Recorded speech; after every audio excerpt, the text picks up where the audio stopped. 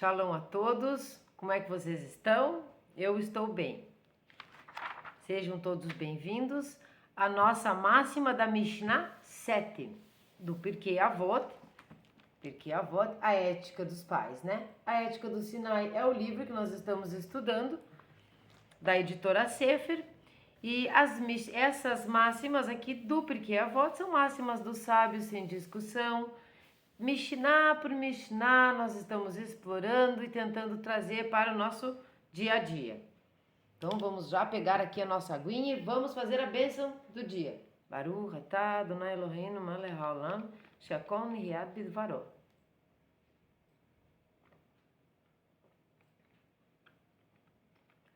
Hoje é dia 7 de Tevet, de 5.784, e não por coincidência nós vamos justamente fazer a Mishnah 7. Essa Mishnah é curta, é importante, ela é simples como todas as Mishnahs, as Mishnayot, mas ela é difícil de ser cumprida à risca. E vocês vão entender por quê. E ela pode ser muito bem usada no nosso dia a dia, muito bem usada. Para mim me serviu muito.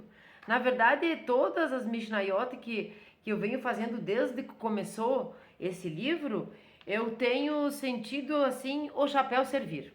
Para mim serviu muito. Serviu muito. Então nós vamos ler em hebraico primeiro. E lembrando que hoje, sendo 7 de Tevet, nós estamos a 3 dias do jejum do 10 de Tevet. E nós vamos fazer um vídeo sobre esse jejum. Então nós vamos ler agora o capítulo 1, Mishnah 7, vamos ler em hebraico, sem transliteração, eu vou ler devagarzinho. Então, e depois nós vamos traduzir do livraço. Então, Nitai Harebeli Omer, Arreik Misachen Ra'a Veal Tit Raber Larasaa Veal Titeiaish Min Rapuranut. Talvez eu tenha lido um pouco rápido, mas é simples, e a tradução é a seguinte: Nitai de Arbel, ali eu falei Arbeli, tanto faz, tá? Arbel ou Arbeli, diz: afasta-te do mau vizinho, não te associes ao ímpio, e não desacredites na retribuição de todas as ações. Olha só, eu vou ter que ler de novo para nós entendermos como que à primeira vista é muito simples e parece, mas o que isso quer dizer? Afasta-se do seu vizinho. E vocês vão perceber que como isso é real. E vamos precisar usar no nosso dia a dia. Porque o judaísmo não entende que se uma coisa é má, você precisa converter aquela coisa numa coisa boa. Você precisa se afastar dela, porque tudo tem o seu tempo e nós não negamos o mal, porque ele existe. Então eu vou ler de novo a máxima. Nitai de Arbeli diz: afasta-te do mau vizinho, não te associes ao ímpio e não desacredites na retribuição de todas as ações. Eu não vou dar pause aqui, já volto, só um pouquinho.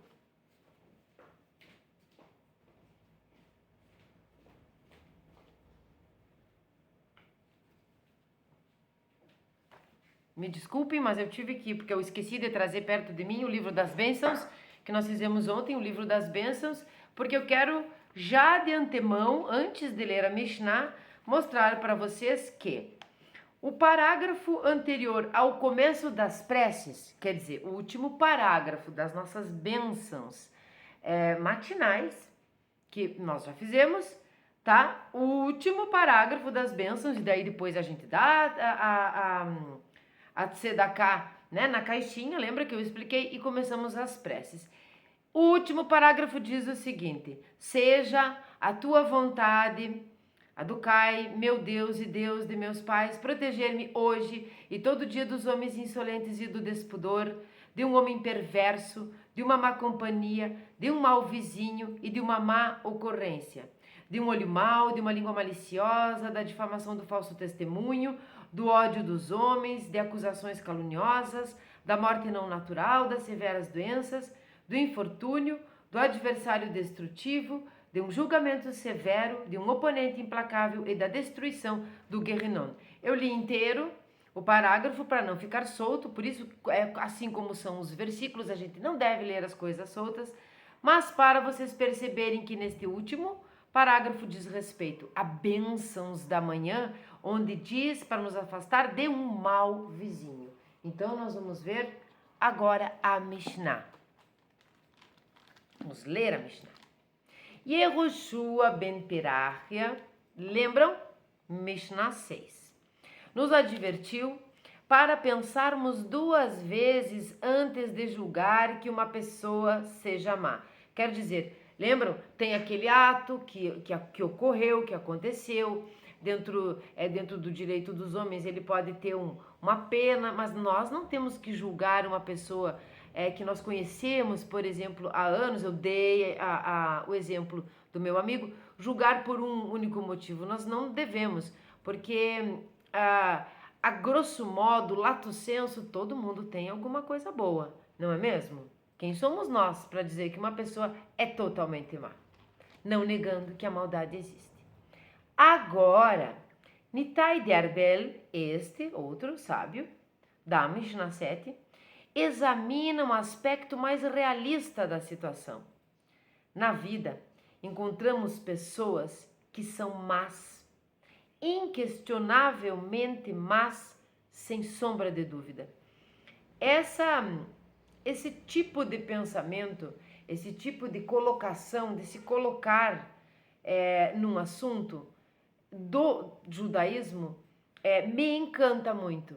Não tem aquele mimimi de dar a outra face. Porque é como se você não perdoasse, então, porque não deu outra face. Não é isso.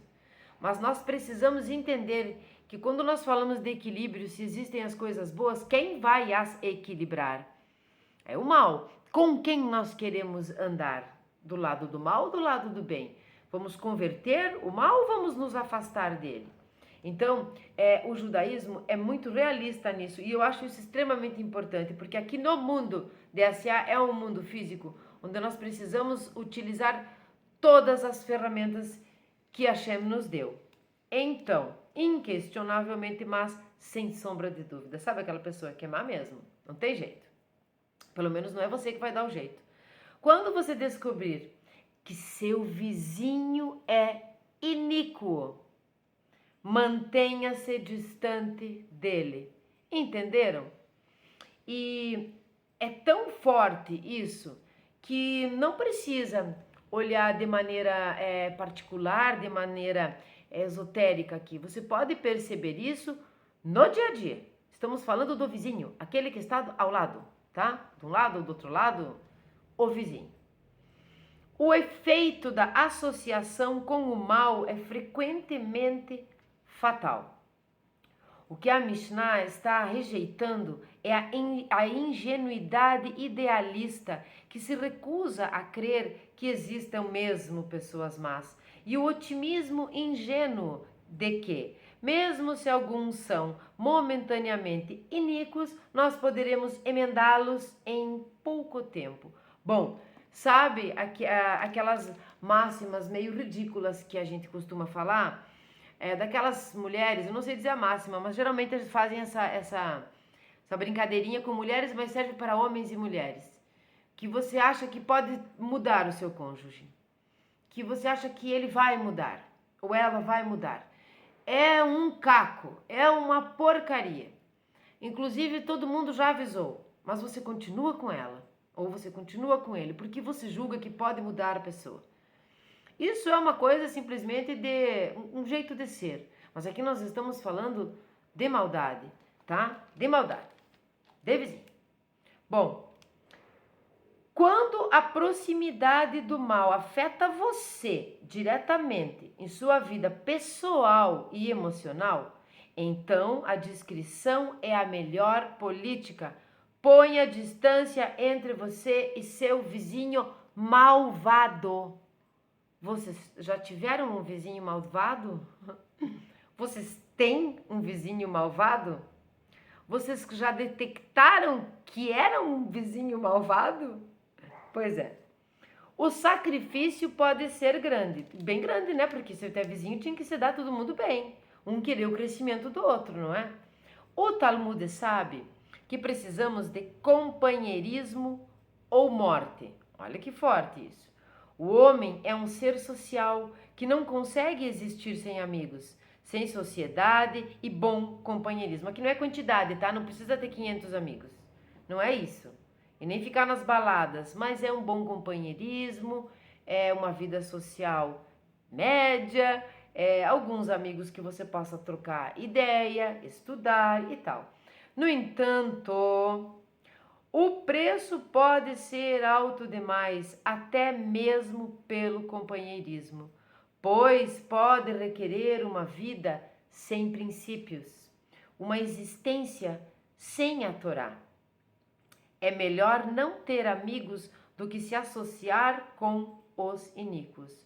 Somos até mesmo alertados, não te associes com os iníquos, nem para estudar a Torá. Então vamos dar um adendo aqui. Pertencimento. Como nós queremos trazer para a nossa vida real, ele provavelmente não estava falando de adolescentes, por exemplo, mas nós vamos falar. Nós vamos falar de adolescentes, nós vamos falar de jovens, nós vamos falar de adultos e nós vamos falar de idosos, de todos nós, que de uma forma ou de outra, inconscientemente ou não, queremos pertencer. Então você quer, tu imagina um adolescente, então, pertencer àquele grupinho, mas aquele grupinho não faz coisas que você realmente admira ou gostaria de participar dessas coisas, mas você quer estar pertencendo ao grupinho. Então, a sua saia vai diminuir, talvez você comece a fumar, talvez você comece a ficar com os meninos e vice-versa. Talvez você deixe de estudar a Torá porque eles não estudam e você passe a falar abobrinhas e coisas fúteis para pertencer. Isso é o bem ou isso é o mal? Mesmo que os que estão fazendo isso sejam inconscientemente. Isso é o mal. E como é que você faz para pertencer a uma sociedade, a um grupo, se você é um ser sociável? Você vai precisar olhar, focar e mirar teus olhos e o teu foco a pessoas que se pareçam com você naquilo que você genuinamente acredita e acha bom e acha o bem. Então não se junte nem mesmo para estudar a Torá com gente que não presta. Mas você está falando que alguém não presta? Você está fazendo Lashon Hará? Não, nós estamos interpretando a Mishnah. Lashon Hará é maledicência. Quando você percebe o mal, o mal vizinho, malvado, você deve se afastar dele. E quando você enxerga um delito, você tem a obrigação de denunciar. Então nós precisamos aprender a diferenciar Lashon Hará de outros pormenores. Vamos beber mais uma aguinha. Não é fácil, né, gente? Não é fácil. Não é fácil pertencer e tal. O mal é muito atraente, né? O mal é atraente, é sedutor. A palavra sedução já é pecaminosa. E é assim, né? O vermelho atrai, o azul clarinho, o celeste não. Aquelas músicas que têm uma vibração, isso muito feito propositadamente, inclusive, pela própria mídia, ou sei lá o quê, nos dias de hoje, numa vibração em hertz de baixa vibração, que nos deixa envolvidos naquela música que não devia nem se chamar música. Isso nos atrai, mas às vezes você vai escutar um louvor e vai dizer, ai, essa música para Deus. Entende? Como somos físicos, como somos muito mais movidos por tudo aquilo que diz respeito aos primeiros níveis da nossa alma. Nós somos muito físicos, nós somos sensoriais, sensitivos, de desejos. Difícil, né? Mas nós estamos trabalhando para mudar isso, né? Para controlar isso. O judaísmo sempre foi muito sensível à poderosa influência do ambiente, tá? O judaísmo, né? A assimilação e tudo mais. Como o Midrash explica, quando Korah organizou sua rebelião contra Moshe, se quem não conhece vai ler a história, tá? Datã e Aviram, na Bíblia está, se juntaram a ele. Então veja, quem organizou foi Corah, tá? Tudo bem. Mas Datã e Aviram se juntaram a ele. Sabe, eles não eram o líder da ideia da rebelião, mas se juntaram a ele, porque eles eram seus vizinhos. Você vê na própria história bíblica a vizinhança se reunir, fazer coalizões para acabar com Israel, para acabar com o povo, entende? A sua tribo de Ruven acampou perto do ramo levita de Quehat, o avô de Corah. E o Midrash resume tudo concisamente. O infortúnio afeta ao iníquo e a seu vizinho, mas a bondade acompanha o tzadik, o justo, e seu vizinho. Em outras passagens, não preciso explicar isso, né? Em outras passagens, o Midrash declara que Lot, o sobrinho de Abraão, lembra? O Lot é o protagonista de Sodoma, né? Foi salvo de Sodoma porque era parente de Abraão. Afortunados são os justos e afortunados são aqueles vinculados a eles. Quer dizer, você tem um nome limpo, você tem crédito. Você tem bons carta de referência para um emprego, por exemplo. Né? Essas coisas importam. Você quer saber, porque aí você vai julgar, entre aspas, que aquela pessoa é idônea, ou que se ela não é, mas ela é parente de fulano.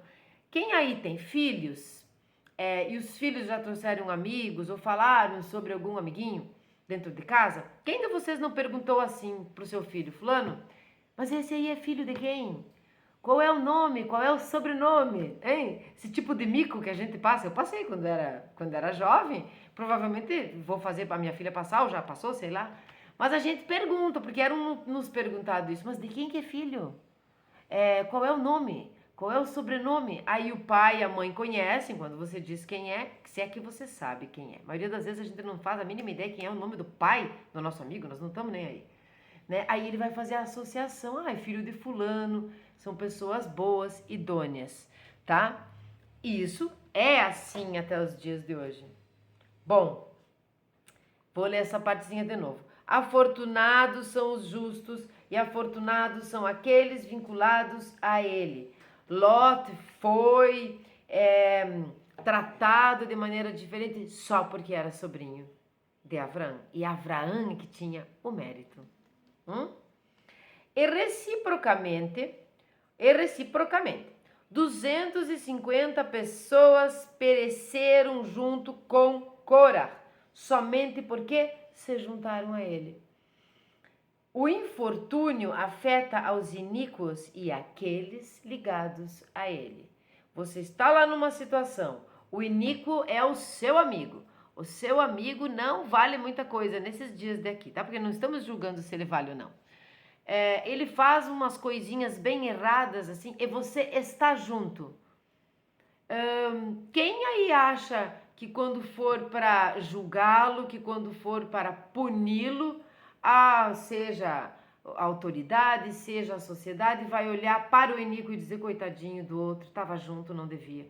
Todos são julgados juntos. Então, não ande com iníquos. Não andemos nós, né? Acho que todo mundo já andou um pouco com alguém que não valia muita coisa. O ser humano é uma criatura muito imitativa. Novamente nós começamos a ter esse processo de imitação, não é na infância. Nós começamos a ter esse processo de imitação na adolescência, onde nós temos o desejo, a necessidade de pertencer, de nos sentirmos populares e ficamos, sim, figurinhas repetidas. Se você não tiver um alerta nesse momento, não tiver uma força muito grande de vontade, às vezes até os pais, pessoas mais velhas que te ajudem e te digam, tome cuidado, você será um jovem assim, um adulto assim e um velho assim, que imita os outros. E no fim, por ele não ter aquela essência, estar só imitando, quem se lasca é ele. Quem se dá mal é aquele que fica imitando, porque o outro é da sua própria essência. Infelizmente é assim, bem infelizmente. Bom, é uma criatura muito imitativa, né, o ser humano. Ela absorve de seu ambiente os valores e padrões de comportamento daqueles que estão à sua volta e tende a se ajustar a estes modos.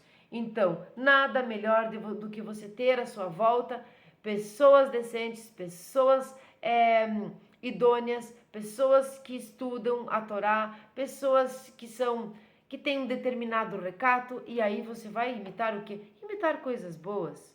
Quando nós olhamos para os grandes mestres, nós não achamos que eles são melhores do que nós, os sábios e os Hassidim, eles não são melhores do que nós.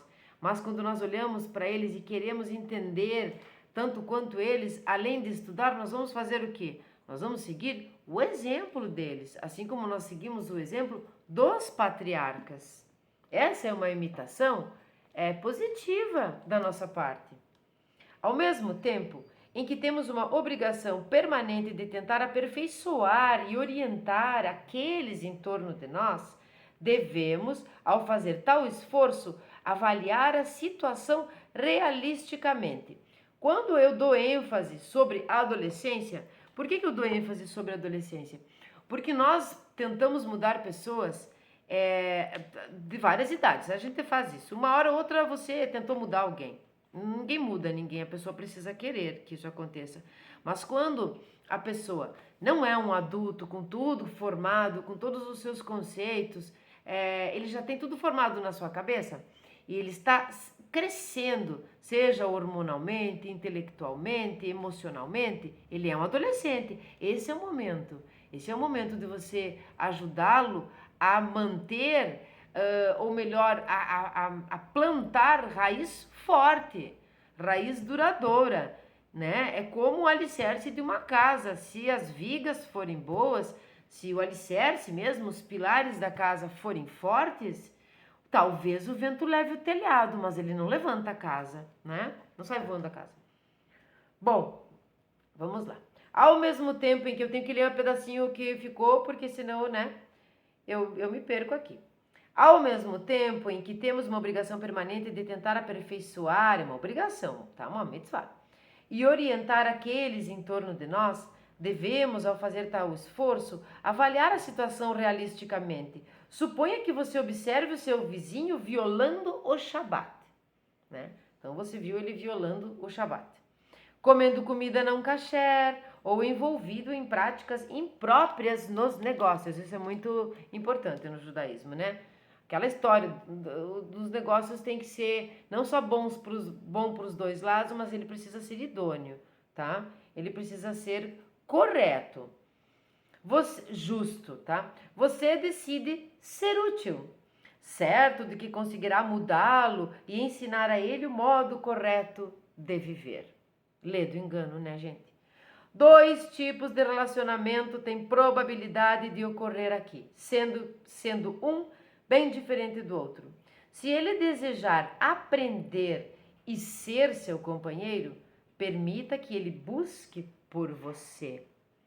Se ele tiver a capacidade de mudar e aceitá-lo como uma influência decisiva na sua vida, então você realmente tem uma oportunidade favorável de lhe ensinar e ser bem-sucedido.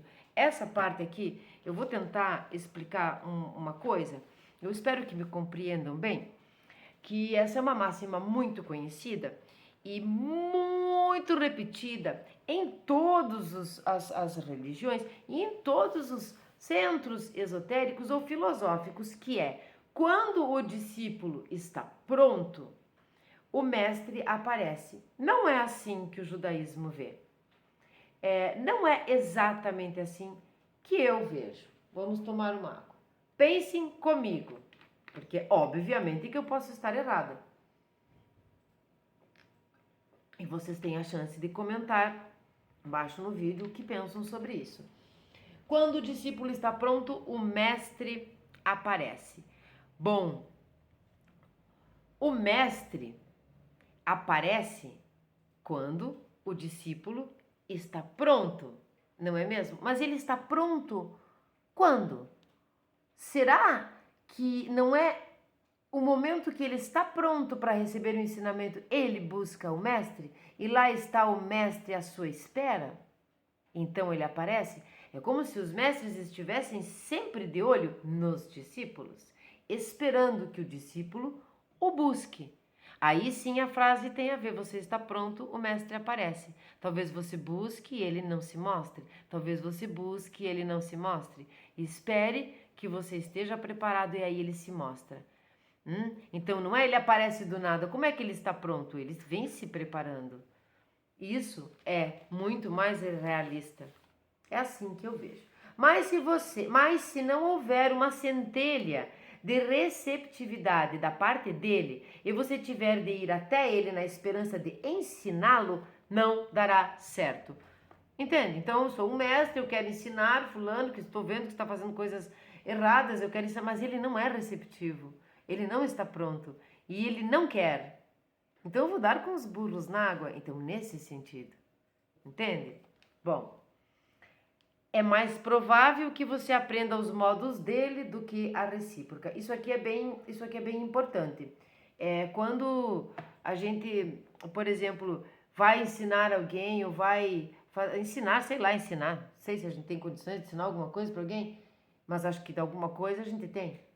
Você vai ensinar alguma coisa que você conhece e a pessoa, mas você não é certo daquilo, convicto, a pessoa acaba fazendo você mudar de ideia e ainda ensina aquilo que ela quer que você aprenda. Você entende esses perigos? Esses perigos da psique, do intelecto, de nós, pessoas como humanos? Pois é.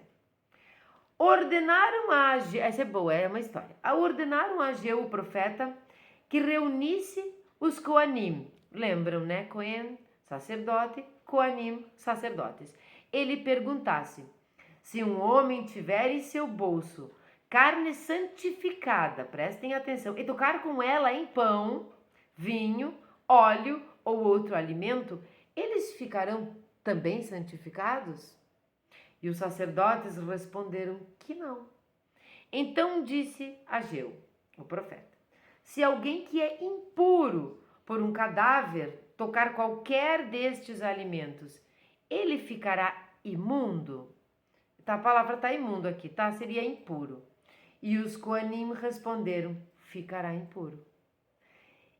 Você entende que quando você santificar algo, você ser um ser diferenciado, não adianta você se esfregar no iníquo. Ele não vai ser santificado. Mas o iníquo vai manchar você. E provavelmente você se dê pior do que ele, porque ele é esperto. Nós vamos entender isso também. Em outras palavras, a impureza viaja com maior facilidade que a santidade. Olha só. É mais difícil transmitir Kedushá sabemos que é a santidade, do que Tumá, que é a impureza. Se você se associar com os iníquos, a probabilidade de eles contaminarem você é maior do que a possibilidade de você reformá-los.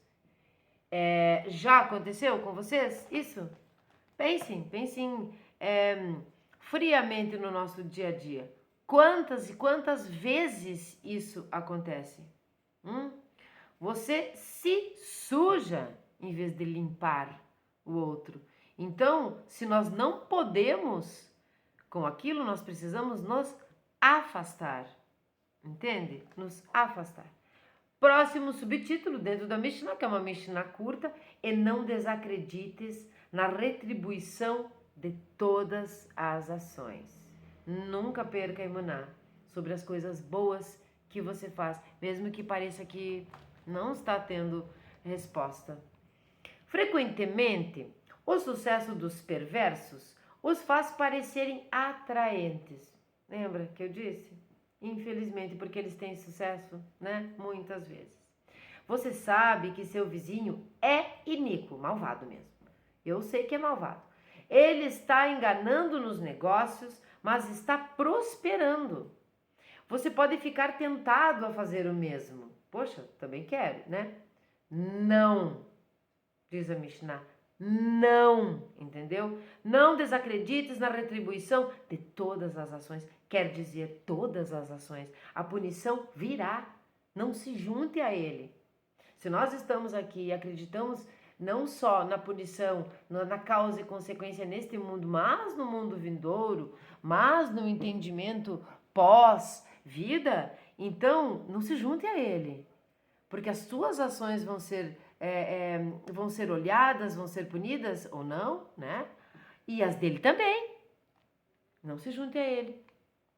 Há um destino irônico, mas também trágico, que geralmente alcança a pessoa honesta que deliberadamente une forças com um iníquo, esperando compartilhar do sucesso do outro, enquanto preserva sua própria respeitabilidade. Sabe o laranja? Aquele que é contratado para ficar no front, mas não na guerra.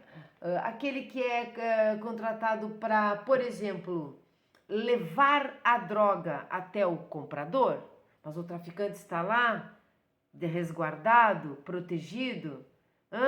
Quem você acha que vai para a prisão se acontecerem de pegar este laranja? O laranja, né? Mas o laranja, quando trabalha com o grande traficante, ele pensa em ganhar o mesmo dinheiro que ele, em ter aquela respeitabilidade que os demais têm por aquele ser iníquo bandido. Quem vai pra cadeia? O laranja. Ai, ai, ai.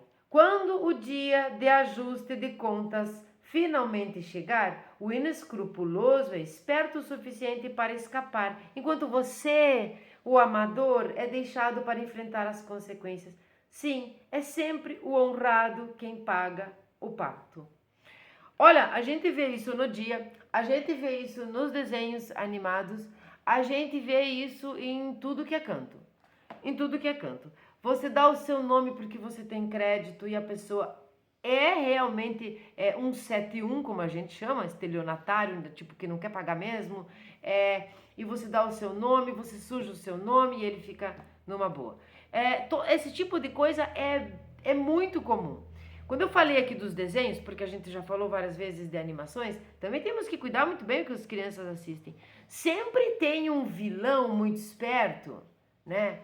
E às vezes um ou dois, aqueles agregados dele ali, sempre tapados. Sempre são uns bobões, uns amadores. Na hora que as coisas vão realmente acontecendo, as coisas ruins, o vilão coloca o agregado para ficar no lugar dele. Isso é desde que a televisão existe. Vamos lá. Ai do iníquo e ai de seu vizinho. Diz o Ai, só um pouquinho. Desculpem, tive que dar um pause. Vamos tentar não nos perder. O que é uma coisa comum me perder. Então não sejam amador, tá? Não sejam amador, não sejamos amadores, não sejamos iníquos, não nos juntemos com vizinhança bandida, não nos juntemos com pessoas iníquas. Não, tá? Nós vamos encontrar a nossa egrégora, a nossa turma, sabe? Nós vamos, se é que já não encontramos, né? Ai do iníquo e ai de seu vizinho, diz o Talmud. A desgraça acaba chegando e quando isto ocorre, a destruição pode espirrar no quintal do vizinho. Essa é boa. A tradição nos ensina que certas calamidades, como as pragas, atingem as casas devido à iniquidade de seus habitantes. Isso é bom. Em tais casos, a lei exige que as paredes sejam derrubadas, né? Então imagine, tem uma praga lá na casa do iníquo e as paredes tem que ser derrubadas. Mas você, um amador queridão, mora do lado dele e divide a mesma parede. Adivinha se a sua parede vai cair também ou não? Vamos continuar.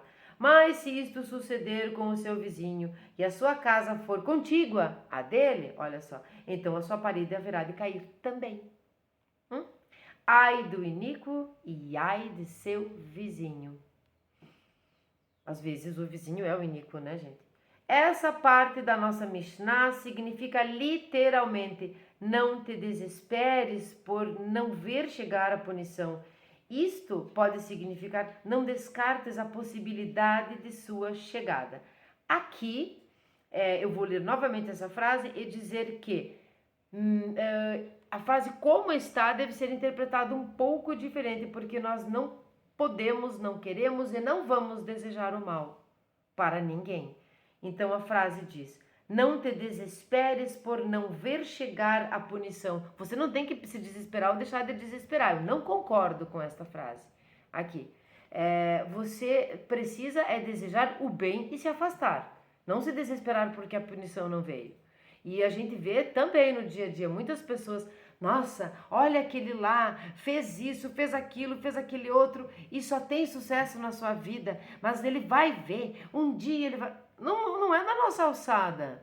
Daí nós estamos na mesma vala que ele. Nós não somos assim. Quando nós não podemos ajudar, né, nós nos afastamos. Eu já toquei aqui no assunto daqueles 12 passos utilizados aqui no Brasil, eu não sei se é só aqui, dos narcóticos anônimos, de pessoas com problemas com drogas, que existem os 12 passos. Então, dentro disso, eu li muitas vezes a frase, uma frase que diz que para que você possa mudar aquilo que você pode mudar. Como é que é? Mudar aquilo que você pode mudar, aceitar aquilo que você não pode mudar. E aprender com discernimento a distinguir uma da outra. Tá? Então não é desejando mal. Então você não vai se desesperar mesmo aqui, Mishnah. Tá? Mas daí ele conserta. Isto pode significar, aspas, não descartes a possibilidade de sua chegada, da chegada da punição, do iníquo. Quando as coisas estiverem indo bem, não pense que será sempre assim. Isso é importante. Quando você está cavalgando na crista do sucesso, separe alguma coisa para o futuro, para quando as condições puderem ser diferentes. Agora eu vou dar um adendo por conta da nossa paraxá da semana passada, eu acho. Um pedacinho nessa sobre os sonhos de Yosef, né? Que com certeza vocês conhecem. Se não conhecem, tem que ir lá ler. Está em Bereshit. Os sonhos de Yosef, ele decifrava os sonhos, né? Além dele ter sonhado sobre a família dele, ele decifrou os sonhos do faraó, que era sobre as vacas gordas, as vacas magras, né? E conseguiu montar um conceito, ele traduziu o sonho do faraó. Então as vacas gordas eram os tempos de fartura, as vacas magras eram os tempos de penúria, de falta de comida, né? De escassez. Cada vaca significava um ano, então eram 7 vacas gordas, né? Significavam um ano. Então, se são 7, são 7 anos e nós vamos encontrar daí o ano shabático, né? E tudo será 7, como 7 dias da semana, o descanso no Shabat, mas aqui significava isso. O Nilo era responsável por isso, por causa de quando subia, né? E quando descia a água do rio, que abastecia o Egito. Então, o que acontecia quando baixava a água? Ele abastecia menos, então as vacas eram magras, né? Mas quando as vacas eram gordas, o que é que Yosef fez quando ele foi promovido lá em Mitzrayim, né? O que é que ele fez? Ele armazenou, ele guardou, ele teve providência. Então, quando as vacas magras vieram, eles tinham menos comida que estava, né, que estava nascendo na terra, enfim, isso significa as vacas magras, não era a vaquinha que estava magrinha. Ele tinha o seu celeiro cheio, ele tinha a provisão. Então, este tempo podia ser passado, né, com vacas magras, porque ele já tinha armazenado as vacas gordas. E isso é o que nós temos que fazer. Porque às vezes você pensa, o futuro não importa. E isso não é uma coisa muito judaica, porque vive o dia.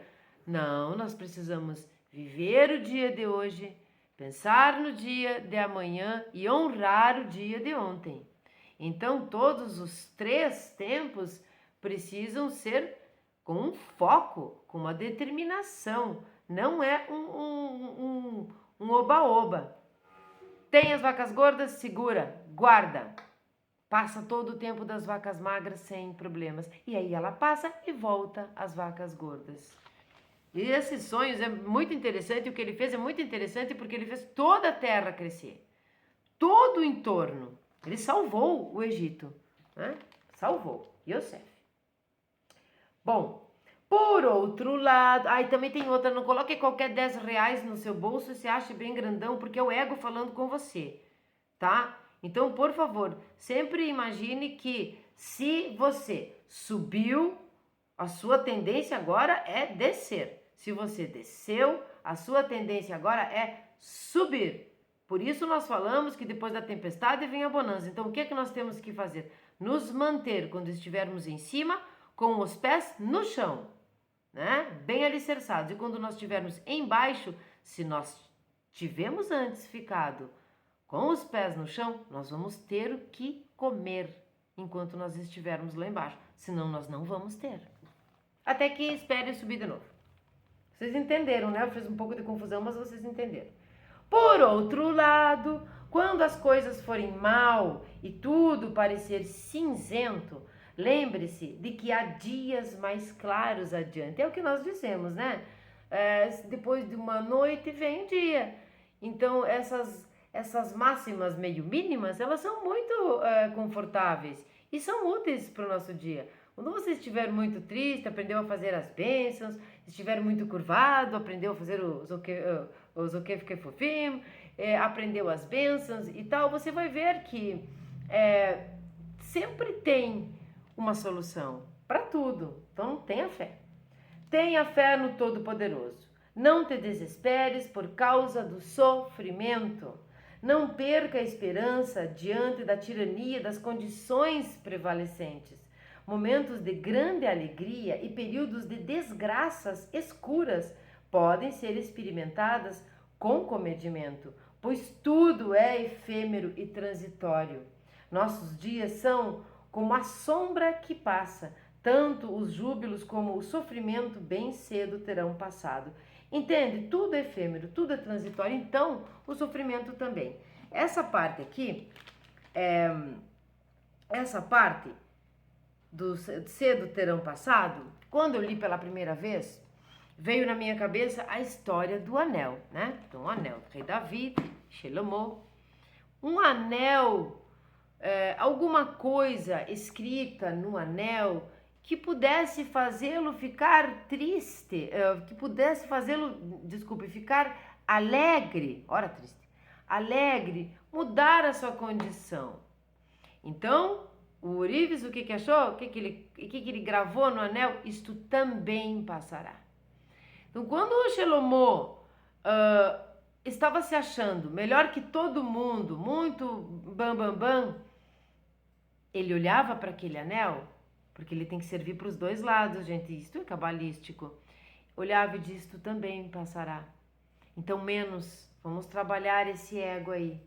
Mas quando ele estava muito triste, quando a sua vida realmente estava difícil, ele estava descontente com tudo que tinha, descontente com os acontecimentos, descontente com traições e tudo mais, ele olhava para o anel e estava escrito a mesma coisa.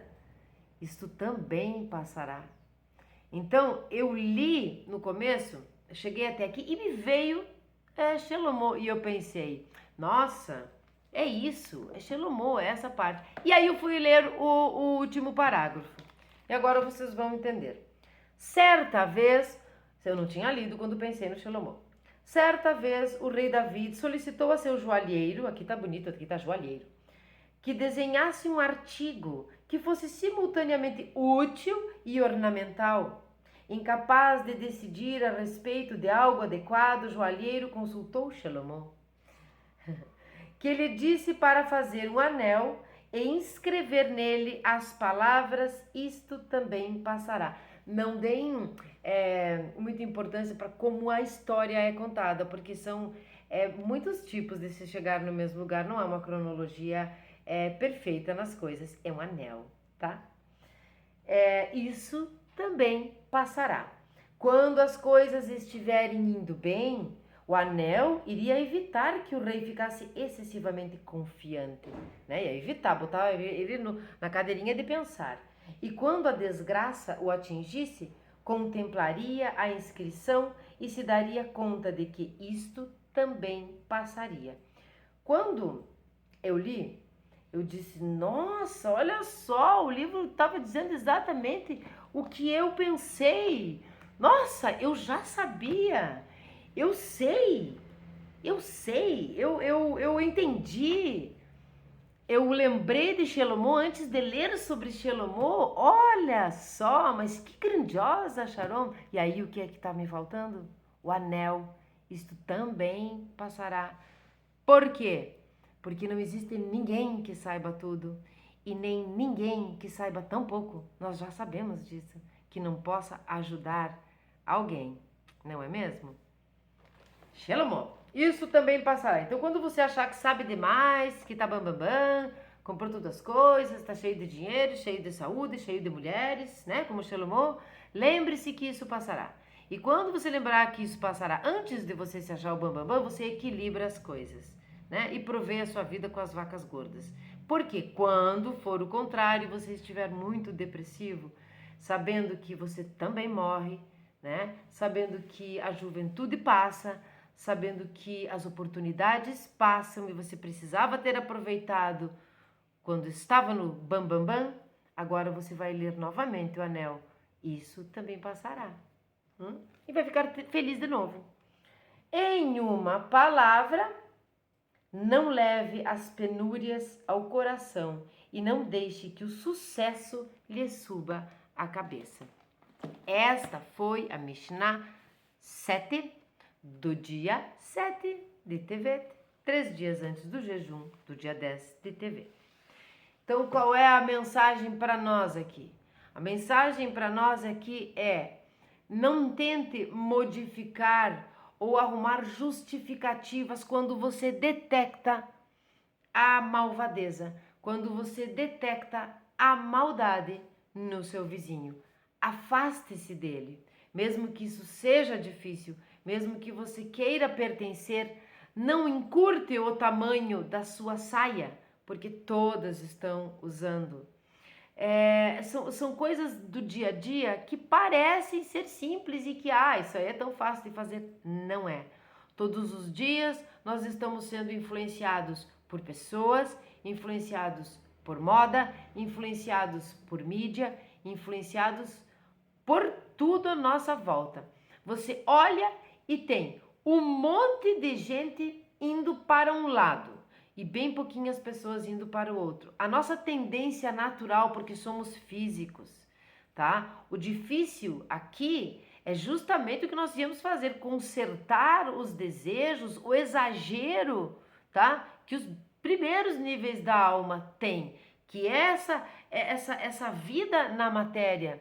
Então, a nossa tendência de ir onde está o monte de gente é maior. O nosso desejo em comer aquele bolo de chocolate lindo, maravilhoso, é maior do que o nosso senso de que nesse momento nós já comemos bastante, ou não precisamos, ou é muito açúcar, ou temos algum problema e não podemos. O nosso desejo é maior, é esse que deve ser consertado. E quando você vê um iníquo, que também é uma mensagem para hoje, iníquo aqui é tudo, um cara falcatrua nos negócios, uma pessoa de má índole, uma pessoa que faz lachonará, uma pessoa, um vizinho que coloca os outros contra você, as pessoas nem conhecem você, ele fala um monte de fofoca de você, e é uma pessoa persuasiva, uma pessoa sedutora que convence, tá? Afaste-se dessas pessoas, não tente mudá-los, não tente ser bondosinha, bondozinho, falar palavras doces. Você já tentou fazer isso? Falar palavras doces com pessoas que te traem, com pessoas más com você? Para tentar ver se amacia e a pessoa cada vez é pior com você? Você já tentou fazer isso? É porque você é bom, é porque você tem essência boa, o seu lugar não é lá onde está indo um monte de pessoas. Talvez o seu lugar seja onde está indo aquela meia dúzia de pessoas. Porque o mal é mais atraente do que o bem. Então, eu estou querendo dizer que, como assim, o mal é mais forte? Não. No mundo de Asiá, ele é mais atraente, porque é isso que nós temos que consertar. Nos outros mundos, não. Na sutileza do ser, quando nós daqui sairmos e formos nos elevando de maneira verdadeira, genuína e divina, nos aproximarmos mais de Hashem, não, o bem será atraente, mas nós precisamos deixar o bem entrar e o mal não entrar. Não é o mal sair, o mal não entrar. Se ele precisar da sua ajuda, se ele quiser que você ensine como é ser do bem, como é saber, sei lá o que você sabe, ele vai procurar você. Você não precisa fazer isso, porque tudo está exatamente onde deve estar. Então não dê a outra face para você ser machucado novamente. Ore por aquela pessoa e mantenha a distância. É isso aí. Agora então essa foi a Mishnah. Eu espero que eu tenha podido passar uma mensagem para vocês, uma mensagem boa. Agora eu vou pegar a The Bible, vou ter que pegar porque eu estou deixando as coisas longe, eu vou ter que, vamos ver, eu indo para lá e indo para cá. Fazer o quê? Eu não quero ficar dando muito pause, tal e coisa. Não quero. Então, vamos lá. Salmo 7. Shalom a todos, tenham um bom dia, tenham hoje é terça, uma terça-feira maravilhosa. Curtam, comentem, se inscrevam se não forem inscritos, todos são muito bem-vindos de qualquer religião. Nós estudamos o judaísmo, mas nós não temos preconceito. Eu não tenho preconceito com nenhuma religião, mas nós estudamos o judaísmo. Quem sabe você conhece algumas coisas e resolve participar das comunidades Bnei Noach, né? Curtam, comentem e compartilhem. Sigayom de David. Ai, David. Sigayom de David cantou ao Eterno por causa de Cush, o Beniamita. Ó Eterno, meu Deus, em ti eu busco refúgio. Livra-me de todos os meus perseguidores e salva-me, para que o inimigo não despedace minha alma como um leão, que dilacera sua presa sem que ninguém a socorra. Eterno, meu Deus, se eu intencionalmente tiver praticado o mal de que me acusam, se há injustiça em meus atos, se eu retribuí com o mal a quem comigo estava em paz, eu que resgatei o perseguidor que sem razão me acossava, então que persiga e alcance o inimigo, minha alma. Abata a minha vida e espoje no pó a minha honra. Ergue-te, Eterno, em tua ira, atua com furor contra meus opressores. Eleva-te em meu favor no juízo que ordenaste. Quando se dispuser a congregação dos povos em tua volta, que te eleves acima dela, pondo nas alturas teu divino trono. O Eterno julgará os povos, resgatar-me-á pelo mérito de minha retidão e integridade. Faz chegar ao fim o mal dos ímpios e dá firmeza ao justo. Tu que perscrutas as emoções e pensamentos de cada um, ó Deus justo, és meu escudo. Ó Eterno, que salvas os puros de coração, Deus absolve os justos e se irrita todos os dias contra os ímpios. Se não se arrepender o perverso, mas afiar sua espada e distender seu arco e mirar o justo, contra ele mesmo estará preparando armas mortíferas e apontando suas flechas. O perverso concebe iniquidade, fecunda maldade e gera falsidade. Escava um fosso e o aprofunda, mas ele mesmo cairá na armadilha que preparou. Sobre sua própria cabeça recairá sua iniquidade, e sobre seu crânio sua violência.